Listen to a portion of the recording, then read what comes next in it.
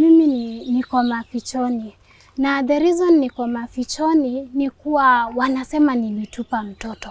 Enyewe si kutupa mtoto. Nahurumia huyu mtoto naye anaenda kunistaki. Amenistaki mpaka kwa child traffic. Kwa chifu nimeenda, hakuna mahali sijaenda. Na ninaendaga na kama nimebeba, kama mimi ningekuwa mbaya, si ningekuwa nimeua huyu mtoto. Na how comes anasema mtoto ameibiwa. Na mimi sijaiba mtoto. Yeye ndiye anakujanga anatupa. Mtoto wake akitaka achukue. Na hiyo mambo ya kukuja na mtoto na kuweka na mambo ya kulay track eti ndiye alipwe hakuna.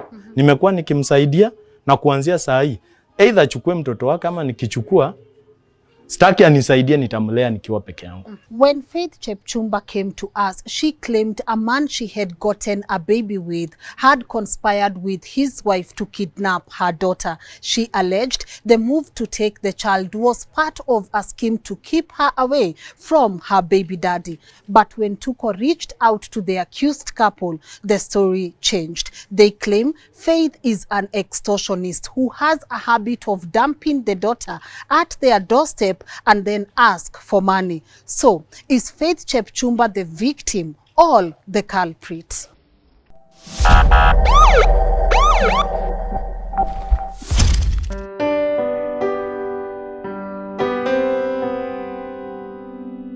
Kwa majina naitwa Faith Chepchumba, nina watoto wawili. Wa kwanza ako na miaka 7, wa pili ako na mwaka 1 na miezi 4. Siku ya Jumatano nimefungiwa nyumba, sina chakula, nikaweza kuongea na niliweza kuingia katika relationship mwaka wa 2017, na hii relationship niliingia baada ya kupata mimba. Nikagundua kuwa aliyenipachika mimba alikuwa na familia. Na hapo sasa ndio tukaweza kujuana na mke wa huyu mtu. Na kwa hivyo hivi tunapoongea sina mtoto wangu huyu wa pili. Na sababu hiyo inasemekana wakati huo nilipeleka mtoto siku ya Jumatano, nikamwomba huyu mama mke wa baba mtoto sasa. Huyu baby your baby daddy sasa. Nikamwomba anichungie mtoto. Ebu turudishe nyuma kidogo, utuambie hii relationship uliingia na huyu mtu, ulikuwa unajua kuna mke? Hakusema kuwa ako na mke. Yeye alisema tu alikuwa kwa relationship na waliseparate but kuna watoto. So hapo unaona sikuwa na shuku. Na alikuwa mtu wa aina gani? Yeye mwenyewe.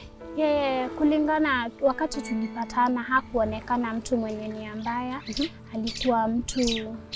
Alikuwa supportive. Hapo ndio nikakubali tukaingia. Mara mingi tulikuwa pamoja. Tulikuwa uhusiano wetu ulikuwa mzuri. Okay. Na sasa ulipopata mimba? Nilipopata mimba hapo ndio nikaanza nikaanza kumshuku kulingana na mienendo yake. So akaanza kuniambia yeye anataka mtoto kijana. So wakati nilienda scanning ikapatikana kuwa mtoto si kijana, mtoto ni msichana. Wakati alijua hivyo akaanza kuniepa. Na ukizaa mtoto wako, pole kukatiza, bwanako wako ama hayuko huyu baby daddy? Hakukuwa hiyo wakati. Nakumbuka nilikuwa kazini hiyo siku, ilikuwa October 18. Nilitoka kazini ilikuwa saa 7. Sina anything, sikuwa na pesa na anything. Nilikuwa nimempigia. Akaniambia wewe ukifika hospitalini nipigie. Wakati nilifika hospitalini mambo yamekuwa magumu, hata nilipelekwa na gari ya kazini. So wakati nilifika hospitalini sina hiyo anything. So najaribu kumpigia, wakanisaidia tu, wakaniingisha. Baadaye alituma tu 3,000. So na hiyo 3,000 ikawa tu ni kila kitu. So mimi ilibidi nishughulike nione vile najitoa. Nikajitoa kule hospitalini. Nakumbuka hata nililetewa tu uji na rafiki yangu mara moja, ilikuwa on a Thursday. Then nikalala hospitalini Friday, miguu ikafura, ilikuwa ni discharge, nitolewe hiyo siku, miguu ikafura, ikabidi nisongeshwe tena mpaka Saturday. So wakati hiyo Saturday ilifika, nikatoka. Kutoka hakuna mtu ananisaidia, ilikuwa tu mimi nilijisaidia kwanza. Na familia yako iko wapi? Familia yangu wako nyumbani. Ushago sasa. Ushago. So na wakaribu tu ni rafiki. So unaona walinisaidia tu wiki moja. Unaona kila mtu ameenda kivyake. Na juu hutaki kusumbua mtu, wewe unaendelea na maisha yako. 4 weeks later, Faith alleges Caleb and his wife trapped her into meeting them for a casual talk. To her surprise, they showed up with a police officer who accused her of planning to dump the baby at Githurai Market. According to Faith, those were false accusations and all the couple wanted was to take her baby by force with the help of the police officer. Wakati mtoto alikuwa na wiki 4, nikapigia baba mtoto, akaniambia yuko nyumbani. Na juu ako nyumbani, kila ana pesa, hivyo ndo alisema. Lakini tukutane na yeye siku fulani. So mimi nikangoja. Wakati ilifika, akaniambia kuja tukutane penye huwa tunakutana. Na mnakutana ngapi? Kuna mahali Githurai tunakutananga. Tulikuwa tunakutana wakati huo. So mimi nikaenda. Kufika hapo, mwenye tulipatana naye ni mkewe. So wakati tumepatana na mkewe, akaniambia leo ndio utajua. Nikashindwa nitajua nini. So mimi nikangoja kidogo. Na sasa umebeba mtoto? Nilikuwa nimeshika mtoto wangu akinyonya. So akaniambia ningoje, nikakaa nikatulia. Nikataka kuona nini. Sikuwa na wasiwasi kwa maana kulikuwa na watu hapo surround. La, hii ndio mara ya kwanza unaona huyu mke? Ilikuwa mara yangu ya kwanza nikimuona. Kidogo akaja na askari fulani. Huyo askari akajaribu kuniambia sijui umeshtakiwa kwa kutupa mtoto. Jambo la kwanza nikamuuliza, wewe umekuja hapa, umenipata nikishika mtoto wangu, umempata chini? Kaniambia la. Nikamwambia kama umempata chini nishike. Na mimi siwezi toka hapa bila warrant of arrest. Nikasimamia huo msimamo. Na huyu bibi yake anasema nini? Amesimama hapa anasema nishikwe. So mimi nikakataa, nikasema nitashikwa na warrant of arrest because haujapata mtoto wangu chini. Yule askari akaona nimekuwa tough, akaamua kuondoka. After the ordeal, Faith claims Caleb's wife, also known as Faith, sweet-talked her and they developed a close friendship. She would later invite her to her house where Caleb's wife showed up with 2 other people. Faith would later excuse herself to go to the washroom, and upon coming back to her house, she immediately noticed Caleb's wife had run away with her baby. Nikatoka kwenda kujisaidia haja. So kurudi napata mwanangu akiniambia Gedi ameenda. So nikatoka nje ya gate. Kwenda nje ya gate naona wamepanda pikipiki na mtoto wako na mtoto wangu wameenda. Kwa hivyo nikakimbia nikaeleza the friend of mine anatoka karibu na kwetu. Tukatoka na huyo madam. Tukaenda, juu aliniambia juu ulikuwa umekaribisha hawa watu. Kumaanisha hawakuwa watu wabaya. Sisi twende tu kawatafute. Juu alikuwa amenionyesha mahali ambapo anaishi, lakini hakunionyesha plot wanakaa. Na anaishi wapi? Anaishi around to Githurai. So tukaenda tukiulizia around hiyo area, tukaambiwa. Wakati tulifika hapo hatukumpata. Alikuwa ameondoka kidogo, lakini tuliona mtoto akiwa ndani akipewa maziwa. Nani anampea maziwa? Alikuwa anapewa maziwa na mwanamke fulani. Tukaitisha mtoto, tukaambiwa la, mtoto hampewi.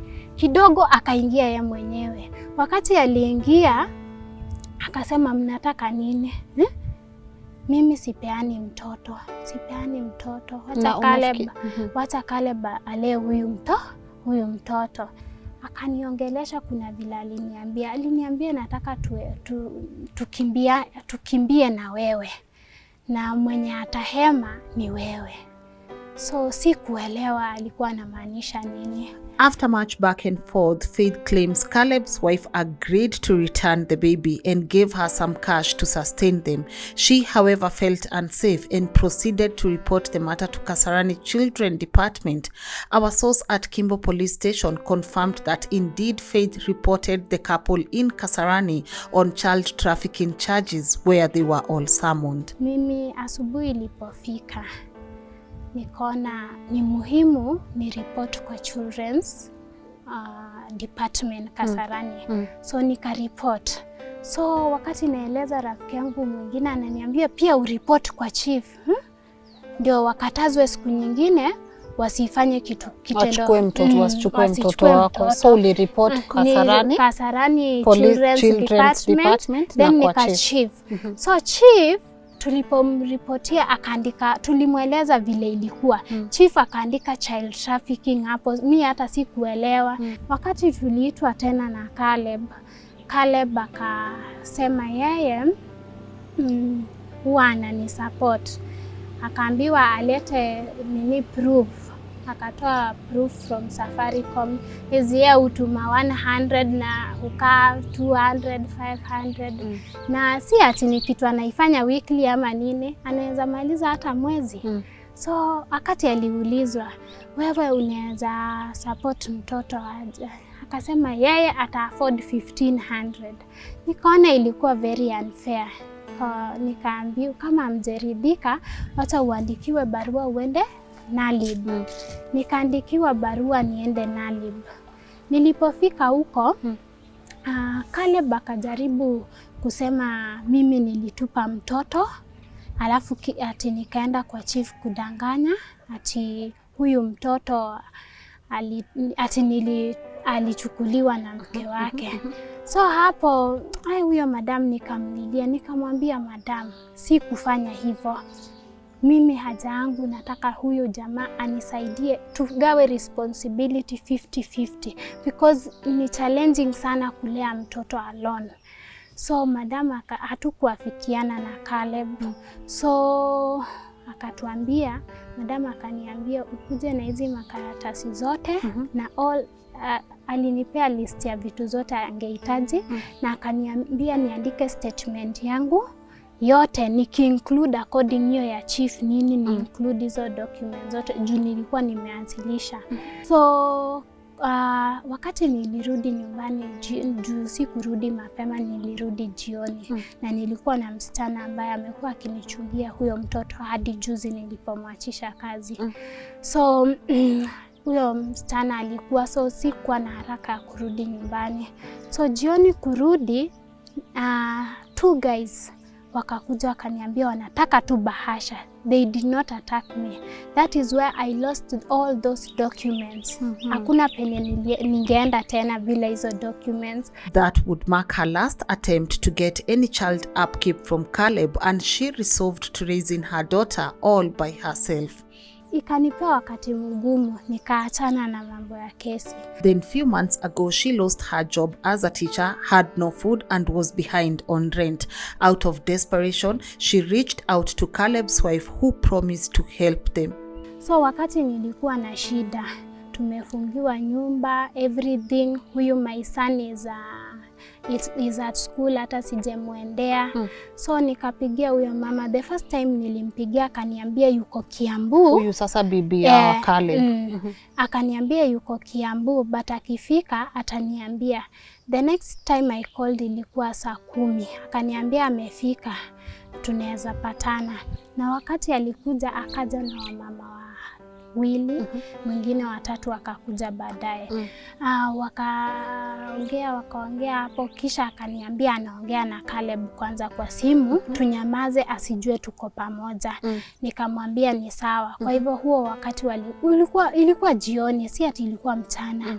So wakaongea na Caleb. Alipomaliza akaniambia juu hajetuma pesa, wewe acha tu mtoto, nitakupigia. So ule mama, kuna mama mweupe hapo, simjui. Akaniambia uko na kitu ya kula? Nikamwambia hapana. Akanipea 100, nikaondoka. Ukaacha mtoto? Nikaachia mtoto sasa. So nikiacha mtoto tumesikizana anikalie na mtoto 2 hours niende nishughulikie huyu mwingine juu sikuwa nimemtoa shuleni. Sikuwa nimemtoa shuleni. So hata alikuwa anashindwa kwa nini mama hajanikujia. So nikaenda. So I expected them to call me back. They never called me back. The next time I call back is when now the lady ananiambia Caleb alisema hatatoa pesa. Kila atafanya heri hata apeleke mtoto adoption. Nikamuuliza saa Faith tutafanyaje? Akasema juu sahi amesema nisikupee mtoto, we kile utafanya ukiitwa ukuje tu. Nikajiuliza nikiitwa nikuje tu how comes? Hapo ndo nikaanza kuwa na shuku. Ndio Omosh akaanza kunialert. Omosh ni nani? Omosh huwa anafanya kazi Kaspi. Na Caleb. Na Calvin. Calvin rafiki ya Caleb. Akaanza kunialert, hao watu wanapanga kukuumiza. Wamerekodi huko mbele that wewe hukuacha mtoto, ulitupa mtoto. Na nia yao ni kukuhangaisha, kukuintimidate kabisa. So hapo sasa ikabidi hata mimi niingie mafichoni juu niko na huyu mtoto mwingine, nimefungiwa nyumba in case nishikwe, huyu si atahangaika. So walisema wewe umetupa mtoto. Wakasema nimetupa mtoto. So unajua the only way to prove si kutupa mtoto is only through our phone calls, because during the time I left the child, hiyo tu ndio inaweza ni prove na hakuna vile naweza ipata unless to ni inquire from CID what na hizo process hata sizielewi mimi. Sasa mimi niko mafichoni. Na the reason niko mafichoni ni kuwa wanasema nilitupa mtoto. Enyewe si kutupa mtoto. Na jambo lingine kwa nini ninajificha ni kuwa hiyo kuna pesa nilisikia walipeana na ni 3,000. So nikishashikwa waongeze 7,000 nyingine. And honestly ni kitu si kufanya, si kutupa mtoto wangu. Ninampenda mtoto wangu. Na the only circumstances yenye ilinifanya ni ombe huyo mama msaada ni circumstances kuwa mi sina kazi kwa sasa na nyumba nimefungiwa, sina chakula. Hata huyu mtoto mwingine tunaishi tukiomba malazi. Kila jioni ikifika tunaenda kwa huyu atupe, kesho tuende kwa huyu mwingine. So una imagine hata ule mdogo sijui anaendelea aje. Huyu mtoto sijui hata anakula aje. Sijamuona tangu hiyo Wednesday jioni. Na sijaongea na Faith tangu Thursday asubuhi saa 1. Caleb nilijaribu kumpigia, hakushika simu. Na wakati mwingine alikuwa off. So hapo sijui vile mtoto wangu anaendelea. Sijui kabisa, siwezi sema. So sasa hata ujui mtoto wako wako side gani ya hii? Sijui. Ni nini Faith unataka? Mi kile ningetaka, nataka haki itendeke tu. Juu mi yenyewe sikutupa mtoto wangu. Ukiona hapa nimekuwa nikihangaika na huyo mtoto. Na as a proof ndio ujue yenyewe sikutupa mtoto. Tunaweza tafuta hata huyo msichana amekuwa akichunga huyu mtoto. Akuambie sijemlipa hadi sasa. Nilimwambia juu nilimwachisha kazi, nitamlipa tu pesa yote, lakini itabidi angojee siku fulani. Anaweza kuambia ningetaka kutupa mtoto wangu, ningemtupa kitambo. Nimetoka na yeye mbali. Nimemlea hadi anatembea. Enyewe si kutupa mtoto wangu mbele za Mungu. Sikumtupa. Kama Faith na Caleb wanawatch, ungetaka kuambia nini? Na Faith na Caleb, mi ningependa kuambia, mi nataka mtoto wangu na waache kutumia uongo, waseme ukweli. Because one thing, I did not throw my child. Faith knows very well na Caleb wanajua very well. I've taken that child care. Nimemchunga sana. Mimi ile pesa nalipanga huyo msichana. Hata mimi mwenyewe nakosa pesa ya kutengeneza nywele. Nakosa kutengeneza nywele juu inaende. Kama singekuwa nampenda, singekuwa namlipa huyo msichana enyewe. Juu siningeheri nishuke nywele nivae mavazi mazuri. Lakini upendo wangu kwa watoto wangu ndio inafanyanga niwape the best. Unaona ni kama polisi wamekufeli? Mi naona polisi wana favor side moja. Maybe because sijiwezi. That is why hawa wanaona juu wako na pesa waniumize. We traced Caleb to a school in Mwiki, and he claims due to the nature of his job, he could only talk to us on anonymity basis. Hi. He led us to a location next to Kimbo Police Station where we also met his wife, and this is their side of the story.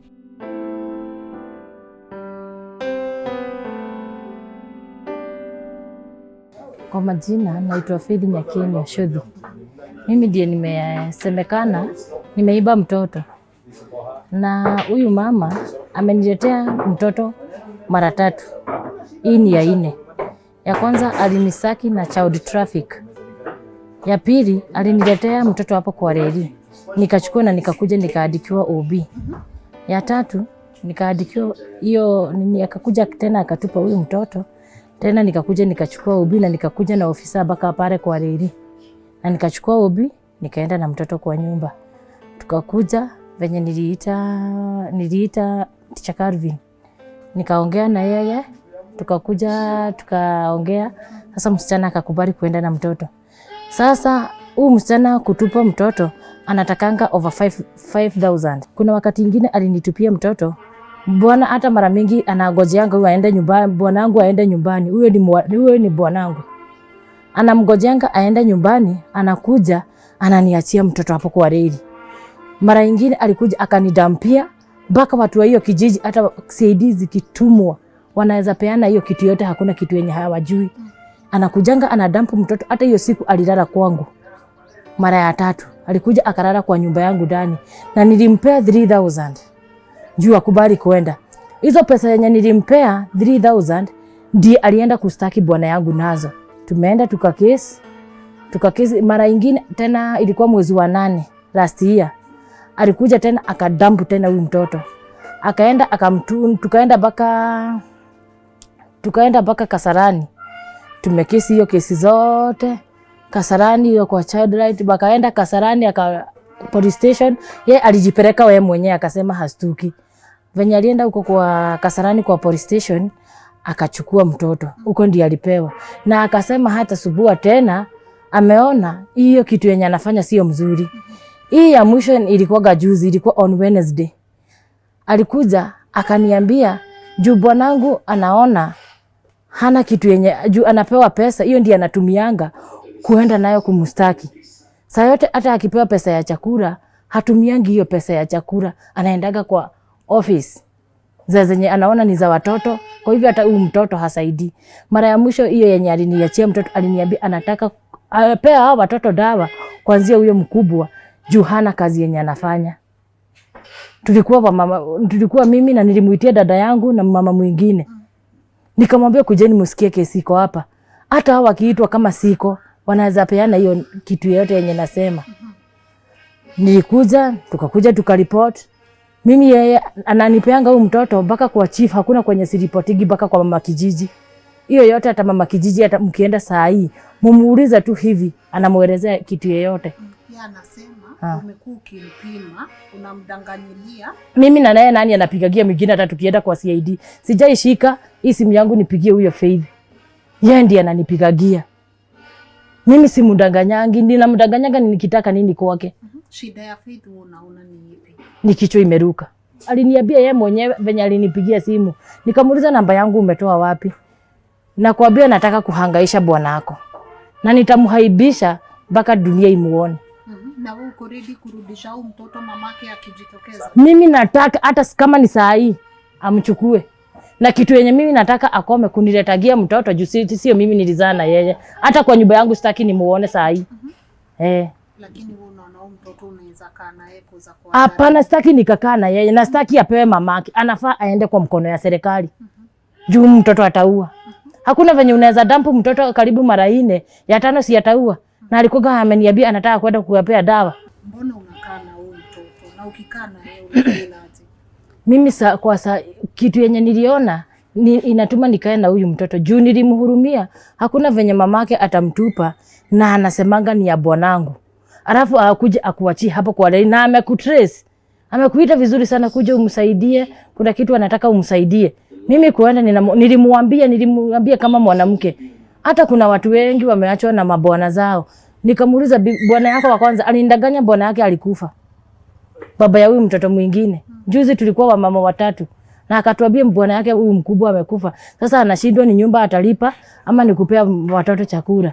Sasa hata anakataa kazi, hataki kufanya kitu, atakuwa kikula na kitu yenye anataka kuhangaisha bwana yangu. Na kwa hivyo unasema huko mnyang'anya mtoto? Si kumnyang'anya mtoto, alikuja akatupa kwa reli na hiyo ni kitu yenye amezoea. Na wewe huyu mtoto maisha yake unaona itakuwa? Maisha ya huyu mtoto iko hatarini. Hata serikali inafaa iingilie huyu mtoto. Inafaa iingilie mpaka huyu mwingine mwenye ako naye juu mtu mwenye anakuja kukuambia anataka kupea hawa watoto da plus yeye. Huyu ni mtu kwani ako na akili mzuri. Serikali ikubali ichukue huyu mtoto. Hata huyo mwingine ako hali baya. Hata kama sio wa bwanangu. Anasemaga baba ya huyu ni polisi na anaweza threaten ni bwanangu auliwe na huyo polisi. Mimi hata kama ni hiyo yote achukue mtoto wake ale, hata kama anataka kurusha kwa mto. Sasa nitasema hivyo na nikionekana hata kwa mbele ya watu. Hata nikipata huyo mtoto akiwa kwa reli akikanyagwa na tuli sitaimguza. Juu ni kitu nahurumia huyu mtoto naye anaenda kunistaki. Amenistaki mpaka kwa child traffic. Kwa chifu nimeenda, hakuna mahali sijaenda. Na ninaendaga na kama nimebeba, kama mimi ningekuwa mbaya, si ningekuwa nimeua huyu mtoto. Na how comes anasema mtoto ameibiwa. Na mimi sijaiba mtoto. Yeye ndiye anakujanga anatupa. Mimi hata saa hii niko na watoto, hata sitaki hata niogeze.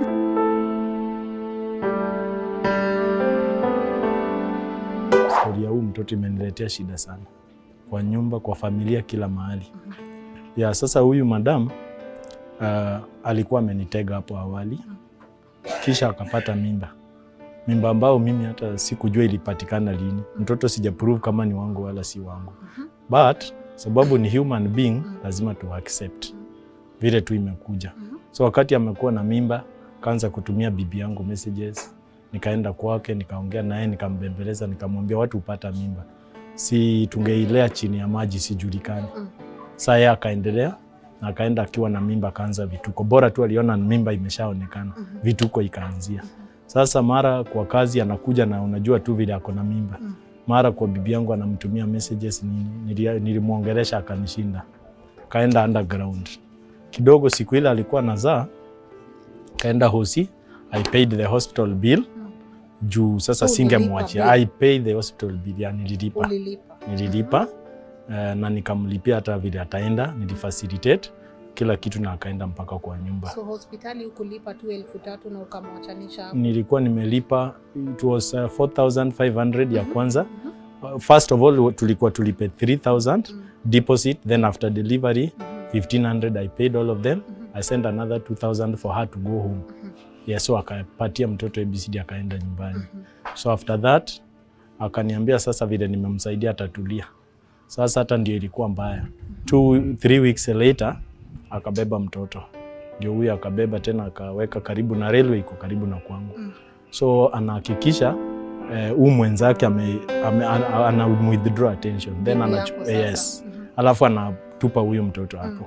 So ya kwanza ilikuwa kama drama hapo. Then sasa nikaita mwenzangu ambaye amesema anaitwa Calvin. Na mwenzangu akakuja akaongelesha huyu bibi wangu. Wakaongeleshwa, akaenda akapelekwa akaenda. Akaa kidogo na bado nilikuwa na provide. Na nikafikiria vile ameongeleshwa na rafiki yangu atasikia. Nimeendelea kumprovide. So ikiendelea, huyu sasa msichana, mtoto amekuwa ni threat. Kila saa akitaka kitu either unipatie ama mtoto nilete. Haya kidogo akachukua mtoto tena akiwa na around 3 months. Akaleta sasa akawachia bibi yangu. So that day bibi yangu alimbembeleza, kawa tumeita mama wa mjikumi. So wakakaa naye, mimi sikuwa nilikuwa nyumbani. So after length talk, bibi yangu akanipigia ikasemekana inatakikana pesa na akasema yeye akipatiwa 3,000 she'll be okay, ataenda kwa nyumba. So bibi yangu akampea. Ile yao niliwaachia chakula nilikuwa nyumbani. After kumpea ndio akachukua the same money. Kesho asubuhi ninapigiwa nikiwa home, napigiwa na watu wa Children's Right ya Kasarani office ya kwamba natakikana. That night alikuwa ameshachukua hiyo pesa. So hizo ndio anatumia bado kuenda kwa hizo offices. Na bado ndio wanakula. So tukakuja nikienda huko nikaambiwa na nikatoa mpaka statement yangu ya M-Pesa, vile namtumia pesa, na kuna zile nilikuwa namtumia na Equity. So nilitoa statement zangu nikaenda nao. Hata wale walikuwa nashindwa sasa ni nini anasema. Alisema ulikuwa unatoa tu 100 after ndio hiyo. Ndio hiyo. Na nilipeleka evidence zote kwa children's office. So aliulizwa anataka aje, nifanye aje. So huyu madam alikuwa anataka pesa mzuri. Aliandika budget yake ilikuwa ina read kitu kama 20,000. Na madam, ile kitu naweza nikawaambia, this woman is out for business. One, alikuwa na mtoto wa kwanza na mtu mwingine ambao ameandikwa na government, akamtrap. So huyu mtu ni kama anamlipa.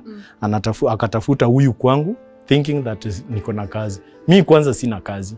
Nimeandikwa. Na because of her character, I think after this interview, mi nafukuzwa naenda nyumbani. Juu unajua mwenye kazi atasikiaje? Kama mwenye ametrust kwa kazi yake ndio huyo ako na scandals kama hiyo. So I'm also not safe. So sina kazi at the moment. So she's out for business. Hata saa hii huyu mwingine akishafaulu akuwa akisaidiwa atatafuta 3 na 4. Hiyo ni kazi yake. Na huyu mtoto mko na yeye saa hii. Mmemweka kwa nyumba, mmejaribu kuwasiliana naye mwambie kujia mtoto wako? Ya kwanza kabisa nilimpigia nikamwambia kujichukue mtoto wako. Juu mtoto hata usiku alali ni kelele. Anapiga kelele. Na unajua huyu mtoto niko naye hana any document hata ya kuonyesha vile amepelekwa clinic, hata ya kufanya hana. Hata jina yenyewe ni ngumu kujua. Ujui jina ya mtoto wako? Sijui jina ya mtoto wangu, alificha, na hata vitu za huyu mtoto hataki nijue. Juu alisema mtoto ni wake na nika accept. So mimi namsaidia tu, lakini kulingana na yeye mtoto ni wake. Na ukiambiwa sasa urudishe mtoto unarudisha. Saa hii vile tunaona. So hamjachukua mtoto bado? Hatujachukua, hata tunataka kama angewezekana akuje. Hata saa hii mali tuko. Mtoto atachukua with no condition, hata hakuna mtu anataka kumshika.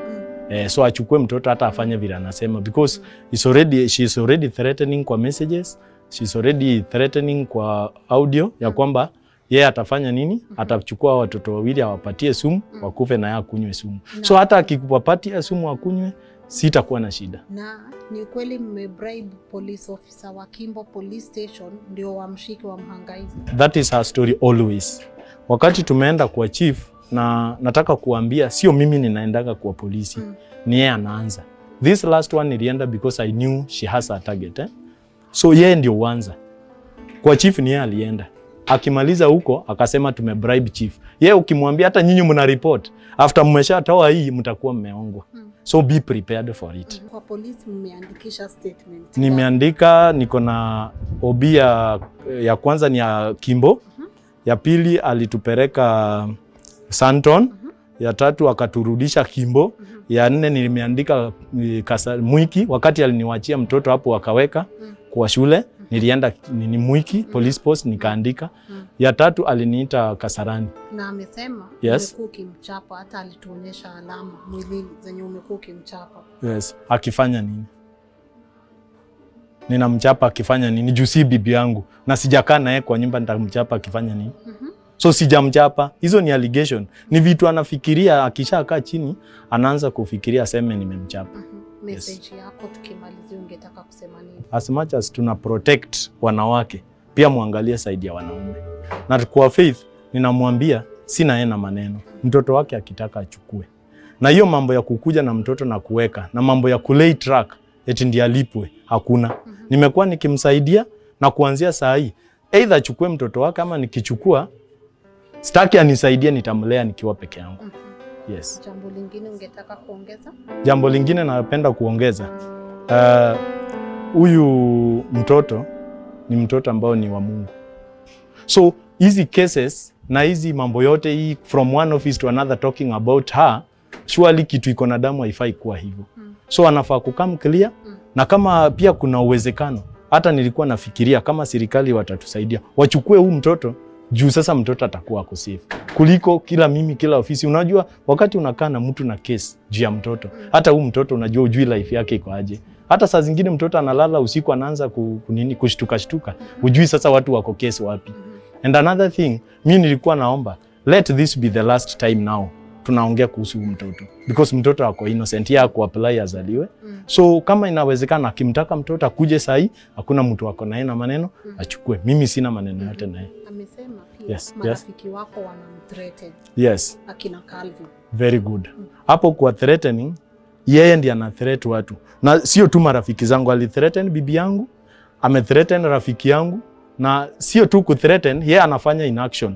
Like ali to threaten, atatuweka kwa news and we are in the news. So we are expecting more threat. Na expect aseme ataniua na ataniua. So yeye ndio threat. Ame threaten marafiki zangu. Hata saa hii bibi yangu alifika mahali anasema hata huyu mtoto sasa hawezi kaa na yeye. Jua anashinda ana threateniwa. Wewe unaona ulikosea bibi yako? Nilimkosea, sure, nilimkosea kuwa na mtoto kama huyo. But unajua wanaume, hizi vitu zinafanyika.